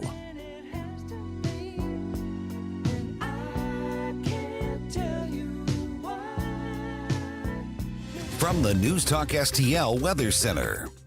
I'm First Alert 4 Chief Meteorologist Steve Templeton. Nice weather. We're back to near normal heat. Low down to 67 degrees tonight. A high of 87 Thursday. Near normal humidity, nothing extreme. Sunshine to start, then increasing clouds in the afternoon, but we stay dry Thursday. It's Friday. We'll have a chance for some showers, maybe some thunderstorms late afternoon and evening. An isolated strong storm, especially southwest of St. Louis, not out of the question. High of 84. Just have the umbrella handy for some off and on rain on Friday. That's the latest from the First Alert 4 Weather Center. I'm Chief Meteorologist Steve Templeton. Hey everyone, it's Todd Showalter with my buddy Joey V. Be sure to join me and Joey for the Right Mind Show, where we put the fun in our dysfunctional world. Saturdays at 5, right here at 1019 94.1 News Talk STL. Corel Roofing, 2 R's, 2 L's. CorelRoofingCo.com. CorelRoofingCo.com. Tim Jones here to tell you all about our new favorite roofing company here on the program. Curtis Corel, who is the founder and the manager, the owner of Corel Roofing Company. He is now in his third decade of roofing experience, over 20-plus years and counting in the roofing business. Boy, does he know roofs, does he know gutters, does he know siding. He can take care of all those things for you. Have you had storm damage? Do you know if you've had storm damage? Do you know what you're looking for? How about get some experts out to your house? Get them up on your roof. Don't you be getting up there. Get Curtis Corel and the gang from Corel Roofing Company up on your roof. You can find them at CorelRoofingCo.com. They are locally owned, independently owned, and family owned. This is not a fly-by-night storm chaser outfit. They're an incredibly trustworthy company. They're absolutely wonderful. They're great Americans, and they intend to be in this region for many decades to go. I would say, from what Curtis has told me, most of the business is occupied by family members or very close family friends. They're a wonderful business. They provide wonderful service. They'll be with you from the beginning to the end. They'll work with your insurance company to make sure that you get the best deal possible. I would suggest you call them today if you have any doubt about your roof, the condition of your roof, your siding, or your gutters. They're at CorelRoofingCo.com, CorelRoofingCo.com, your one-stop roofing shop. Bill, you're an old politician. Yup, sure am. So you know the old-timers warned that someone trying to sell you a pig in a poke was a con man. Well, sure. Well, no offense, Tom, but your politician's Amendment 5 is a pig in a poke, allowing politicians to raise our taxes without a vote of the people, and the politician's Amendment 4 takes away our power to do anything about it. Well, let's look at what's really inside Forward 5. Oh, don't do that. 5 hits hardest seniors and those struggling financially with new taxes on services like doctor visits, in-home care, and rent. Sales taxes could more than triple. For up to 80% of Missourians, it's a tax hike. And Amendment 4 ends majority rule, allowing a minority of the most liberal statewide voters in one district to effectively end our power to stop corruption and out-of-control spending and taxing. Slick plan, huh? No, Tom. 4 and 5 are schemes that hurt citizens and transfer our power and our money to politicians and lobbyists. That's why I'm voting no on the politicians' Amendments 4 and 5, paid for by Missourians for fair governance. Travis Wilson here, State Representative of District 106 in St. Charles, Missouri's first state capital. As a 31-year resident of St. Charles County, I know the issues that are important to our residents, such as protecting women's sports, stopping harmful procedures on minors, and fighting the woke agenda. As your representative, I know what it takes to bring new opportunities to our community to ensure our children have a brighter future. It's been the honor of a lifetime for my family and me to represent you, and I humbly ask for your vote again on August 4th. Paid for by Wilson for St. Charles. Merle Schneider, Treasurer. This hour of Jones and Arps is brought to you by Stifel. Contact your Stifel financial advisor at stifel.com. That's STIFEL.com. You're listening to Tim Jones and Chris Arps.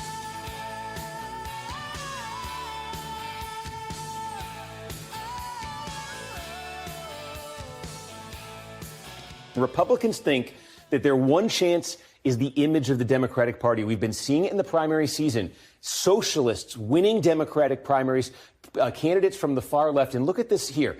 Among Democrats, this is that Fox poll, a majority have a favorable view of socialism. Step outside the Democratic Party, it's a totally different world. Look at independence, socialism, deeply unpopular there. So is that a vulnerability for Democrats? Two very different worlds indeed. Let's speak with our next guest about that and lots more. She is Gina Barr, Republican political consultant and strategist, Black Outreach Advisor to the RNC. Gina, thanks for joining Chris and I here on the Tim Jones and Chris Arps Show at News Talk STL. Good evening, fellas. It's such a pleasure to be on with you guys today. Thank you very much. So, Gina, it sounds like at their own peril, do today's Democrat Party continue to embrace socialism and communism? But what do you see? Well, it's pretty interesting because the infighting that's been going on in the Democrat Party, I want to say within the past, I want to say like to the past 8 years, and so I'm originally from Michigan. The president was just here this week or last week, and it's been really interesting to see the infighting play out in the Democrat Party over the past about 8 years or so, and how the progressives and the socialists have been slowly taking over the Democrat Party, because usually the Democrats in Michigan in particular, they would line up with your old school like Black Democrats. They would line up with the UAW, and so with the unions. And so it's interesting to see how over the years it's been like a slow chip away at the progressives and the socialists just taking over the party. And a lot of the older African Americans and even like the Hispanics, like they do not like what they're seeing in the party. So it's going to be interesting to see how this splits up. Gina, go ahead. And it gives us the opportunity because in states like Michigan, Pennsylvania, President Trump did extremely well. I remember back in the spring of 2016, because I was the regional director in Michigan for the Michigan Republican Party, and I ran Wayne County. Detroit's in Wayne County, for those of you that don't know. I was over 3 campaign offices. And so every now and then, because my office was actually within the Detroit border, not the suburbs, I would get invited to events with Democrats. It was supposed to be bipartisan, but I was the token Republican. And so I remember they were teasing me because President Trump had not been declared to be the nominee yet, and they were teasing me that, Trump might be your nominee. And I said, I'm telling you this now. And I told, because some of the top union guys were there, I told them at this dinner, I said, if Trump is our nominee, we're getting a third of your guys. We're getting a third. And I told them this in the spring of 16. And so they were like, you're crazy. But after we won, after we flipped Michigan, they called me. They were like, how did you know? I said, because they were coming to the rallies with their UAW hats. And they would call the campaign offices and say, like, look, like I can't put my signs out in the front yard because I'm a UAW member, but I'm just calling to let you know that I am voting for him. So what we're seeing with the big, beautiful bill with the tax incentives, with manufacturing increasing and companies pledging to build more plants, I think we're just going to keep trending in that area where we're going to be ciphering off traditional UAW workers or union workers, blue-collar workers. Gina, Michigan and Missouri both have primaries this coming Tuesday. You guys have a very interesting race there in Michigan, that Senate race with Abdul El Sayed. He is a darling of the DSA, but the DSA seems to have a problem, and their biggest problem is it seems to be younger white progressives that are in support of the DSA, not black folks. Congressman Clyburn made a statement last week, said that when he saw a picture of a campaign rally, that he didn't see a lot of people like us at that rally. How big of an opportunity is that for RNC that because they're taking this DSA socialist bent to attract more African-American voters? Well, one thing that I always push our candidates, and Mike Rogers, he's a fantastic candidate. He's one of those people I say he's one of my favorite politicians. I could stick him in a room and he's good.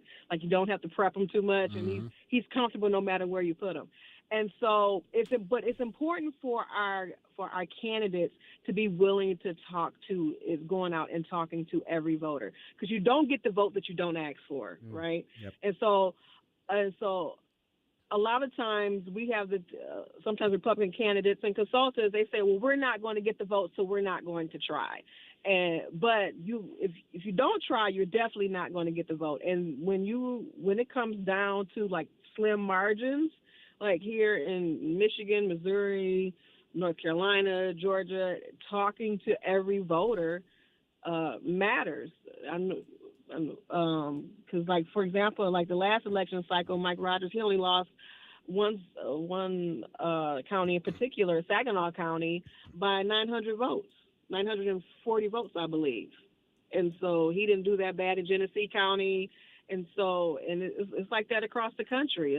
These votes in these swing states are going to come down to a couple of hundred votes, a couple of thousand votes, and that's why it's important to talk to every candidate. Mm-hmm. I mean, to every voter.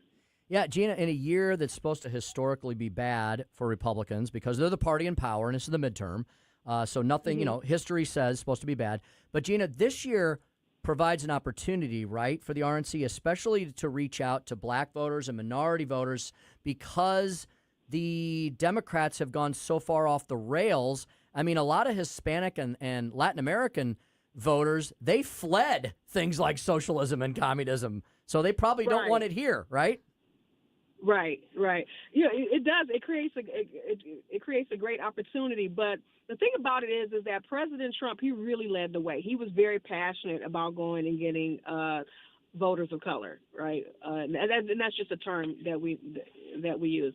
I was on a show last night, a Georgia show, and like one of the examples that I gave is that so in Georgia they have 7 million voters, registered voters, and 3.7 million of those voters are white, and so also nearly half of the voters in Georgia is people of color.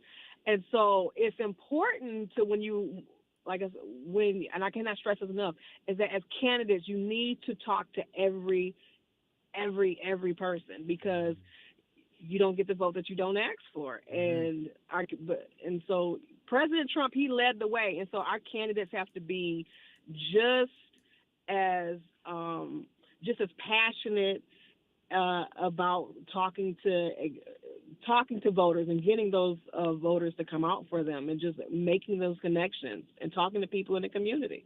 Gina, tell us a little bit about some of your efforts there at the RNC for Black Outreach. What are you guys currently involved with? Well, one thing that I do is that I work with state parties. I reach out to state parties needing any help with plans because, everything is cyclical, right? And so leadership changes every couple years in D.C. But the thing about it is that where we see the strongest gains at is where you have a state party that's passionate about reaching out to non-traditional Republican voters. And so one thing that I like to do is if the state party reaches out, to sit down and develop a plan with them as to how they're going to do this. I also work with Black Republican groups in various states. Georgia has a really strong group. The main three states that we're focusing on this election cycle is Michigan, North Carolina, and Georgia. But I'm willing to help anybody else. But one thing that we do is that we work with the Black Republicans in the state because just like Georgia is different from Minnesota, which is different than Philly. So I can come in and say, hey, I think this will work, but I'll work with the people on the ground and try to help them with resources or ideas, or maybe bring somebody in from D.C. to come in and have an event, just whatever is needed. So I work with the people in their states because I can't come into a state and be like, hey, you guys should do this. So I assist, if that makes sense. Got it. Mm-hmm. Gina, tell us a little more about Georgia. I think a lot of Republicans who do not live in Georgia are still a bit shocked at the purpling of Georgia over the last few years and are a little concerned about whether that's a trend or whether that is an anomaly and can be reversed. So how are we looking as far as Republicans go in the Peach State this year as we head towards the midterms? Well, see, here's the thing. I mean, it's all about migration. In Georgia, you have a lot of people that moved from. I remember when I graduated from high school in 2000. There were a lot of people that moved from Michigan that moved down to Georgia. Mm-hmm. There's a lot of people from New York that has moved into Georgia. So you have a lot of people that have migrated to Georgia, and you see the same things in Tennessee. I did a presentation in Alabama a couple of years back, because their manufacturing in Alabama, in North Alabama was starting to boost up, and so you have people from other states moving into Alabama, and I was explaining to them, I was like, you guys are on the same trajectory. I said, you guys are going to be Georgia in 20 years by the rate, how fast people were moving from the north into North Alabama for the manufacturing jobs. And so I was explaining to the people, to the GOP in Georgia, I was like, you guys got to get into the habit of talking to non-traditional voters. You don't want to look up and then you're a swing state. Because like I said, at the rate Alabama's going, Alabama will probably be a swing state probably within like the next 15 years, just because of migration. Gina, before we let you go, I got to give you a hard time for a minute. I am African-American. I've been with Project 21 probably about 25 years as an ambassador, been in the black conservative movement for about 30 years. I sent you a Facebook post request a while back. I wanted to look you up since you were going to be a guest, and it said that I had already sent you one, and you don't respond to me. What have I done? Why won't you respond to my Facebook friend request? I am so sorry, and I will get right on that since we're all in the 5A crew. So, Not to put you on the spot. No, you're good. Yeah, no, I'm really bad at that. I'm not good at social media. I'm really not. All right, we'll let you slide then. Yeah, you know what? Maybe that might be healthier for you, Gina. To be honest, Exactly. Given today's world of social media, that's for sure. Yes. You know what? I do it because I have a very large family, and not all of them are. I get you. You know, like first, so I'm not. You know, I'm from Pontiac. The saying is, if I'm from Pontiac, Michigan, the saying is, Yaktown don't back down. So there's a completely different side to me and my family. So I try to keep some things like separate because it could get nasty quick. Trust me. Don't we know it? Trust me, I get it. Yeah, we know it for sure. Yeah. We've got some wild elections going on here in Missouri too. Gina, it was a delight having you on. It was a ton of fun. We'd love to have you back again soon sometime. Thanks so much. And accept my no Facebook problem. friend I would love request. to. Yes, yeah. Okay, I'll do that as soon as I hang up. Thanks, Gina. Thank you so much. That's Gina Barr, Republican political consultant and strategist, GOP.com. She was a lot of fun. She was a lot of fun, and it's good to see that young energy within the party. She is a good ambassador to bring her generation into the Republican Party, because that's where you're going to make the inroads in the Gen Z and millennial crowd. And she's working in some tough states this cycle, Michigan and Georgia. Those are going to be difficult goes. But you know what? People like her at the helm, maybe we can flip them around. Mm-hmm. When we come back, Renee Artman. Speaking of another lady leader here, we got Renee Artman coming up, chair of the Republican Central Committee of the County of St. Louis. They got the big debate tonight that Chris is heading off to. And she wants to remind us about early voting and the annual Lincoln Reagan Days event, which is right around the corner it is. I didn't as think about well that. in September. Be here before we know it. Tim Jones and Chris Arps Show, 101.9, 94.1 News Talk STL. Like and subscribe to us on Rumble. News Talk STL. From the News Talk STL Weather Center. I'm First Alert 4 Chief Meteorologist Steve Templeton. Nice weather. We're back to near normal heat. Low down to 67 degrees tonight. A high of 87 Thursday. Near normal humidity, nothing extreme. Sunshine to start, then increasing clouds in the afternoon, but we stay dry Thursday.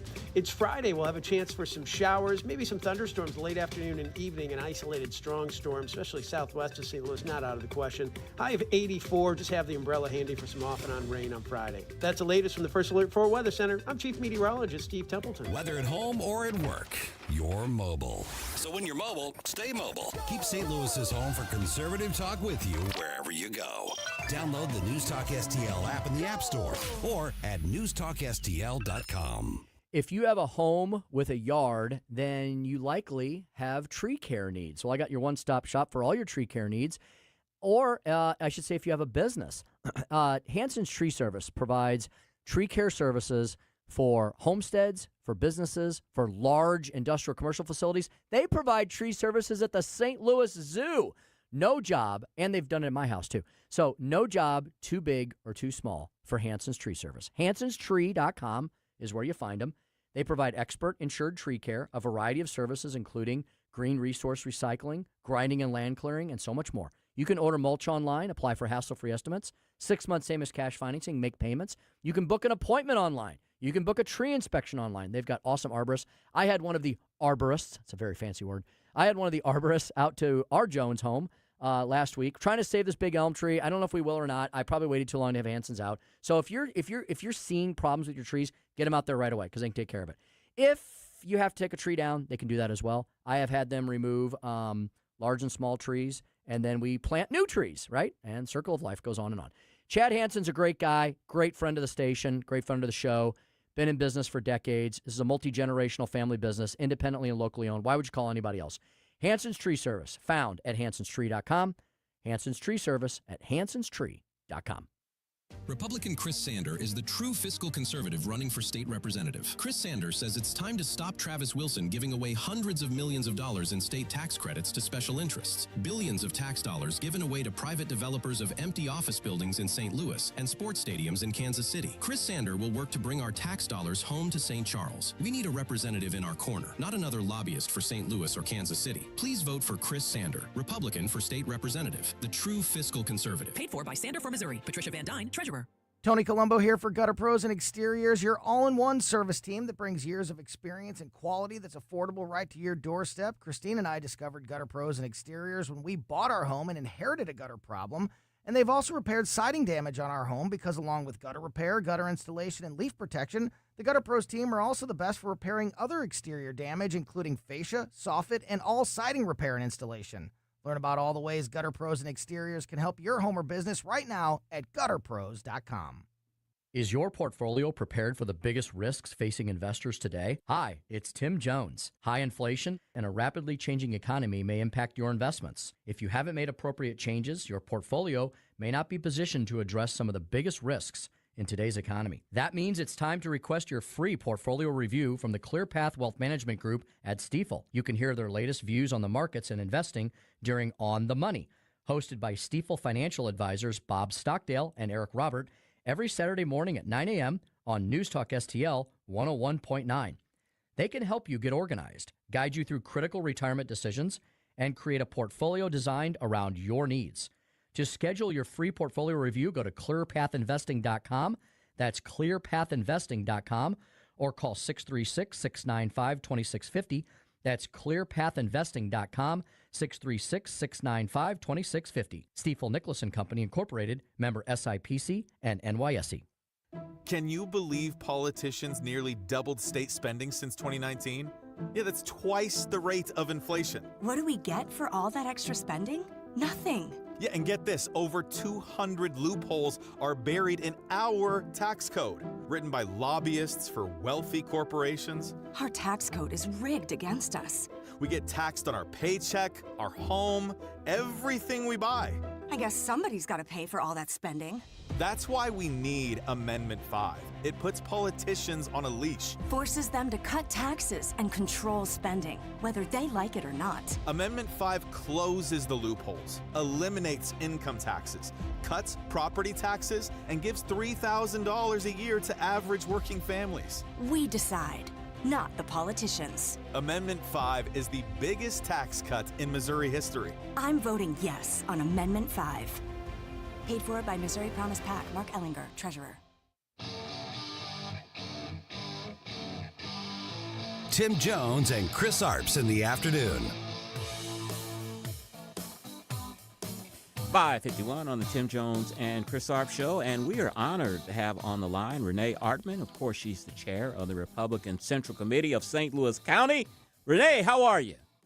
I am fine, and it's an honor to be with you all. Oh, having a good day? We are having a very good day. We're alive. Awesome. That's what's important. At least it's a little cooler. It is a little Except cooler. politically wise. Yeah, we're in a day today. We're in the crazy, silly season, aren't we? I think it's past that. All right, we've been promoting it all show of the big candidate forum tonight there at the GOP headquarters. All of the candidates for St. Louis County Executive have agreed to appear, except for Brian Williams.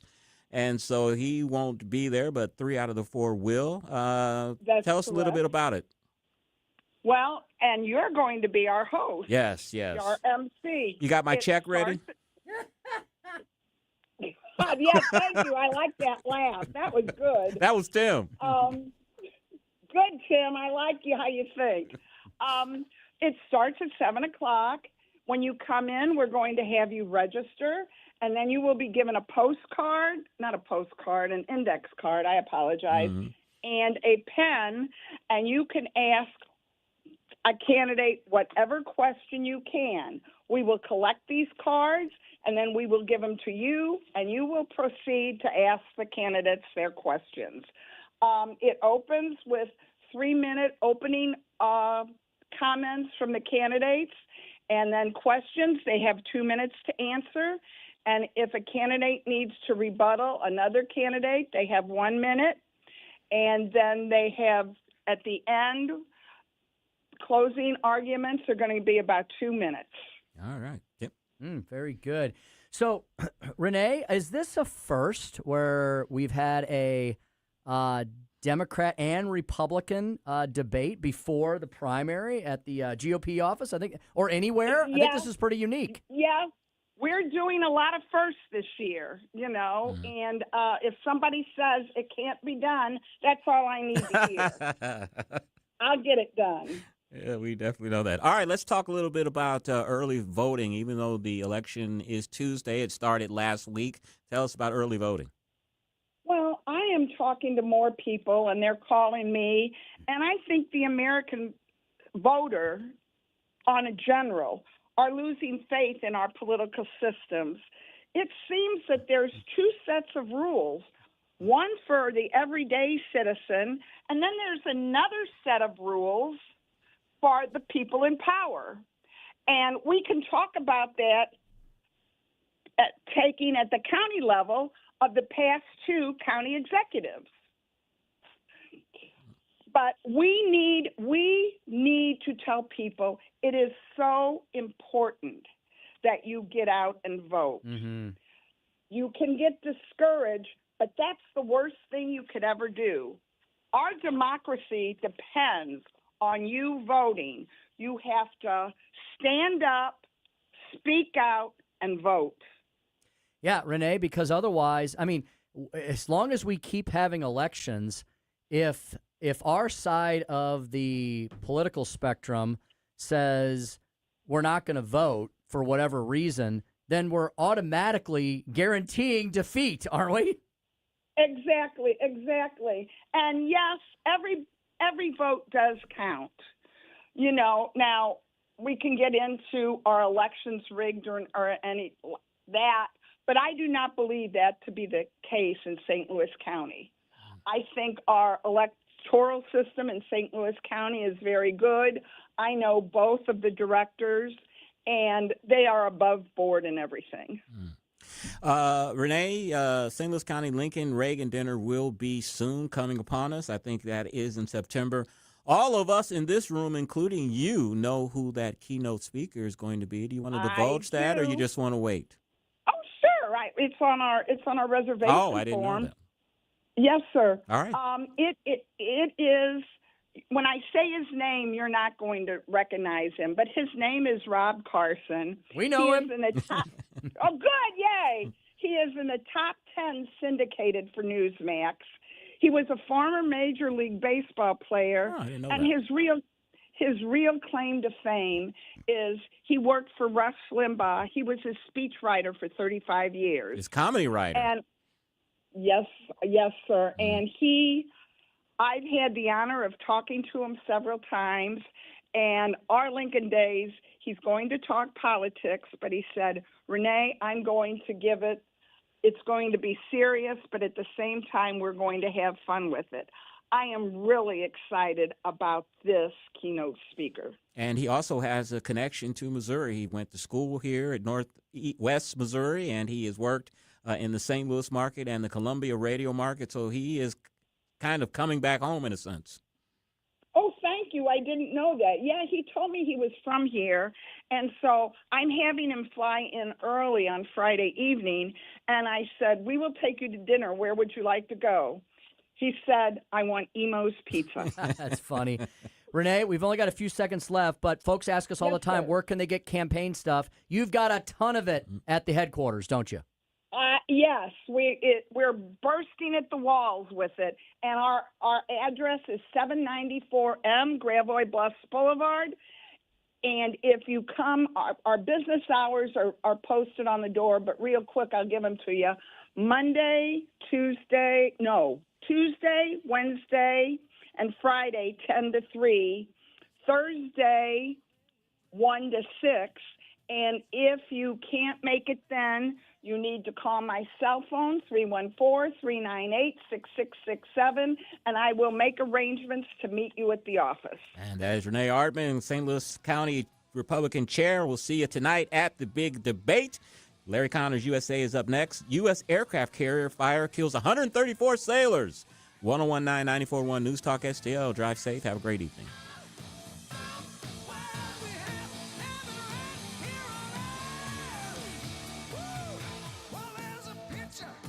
Like and subscribe to us on Rumble. News Talk STL.